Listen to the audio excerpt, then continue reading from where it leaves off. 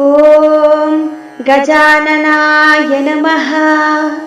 ॐ गणाध्यक्षाय नमः। ॐ विघ्नराजाय नमः। ॐ विघ्नेश्वराय नमः। ॐ द्वैमातुराय नमः। ॐ द्विमुखाय नमः। ॐ प्रमुखाय नमः।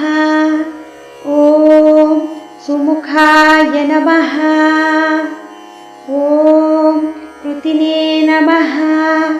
ॐ सुप्रदीप्ताय नमः।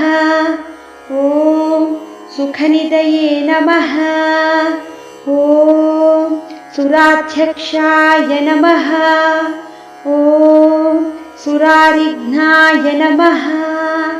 ॐ महागणपतये नमः। ॐ मान्याय नमः।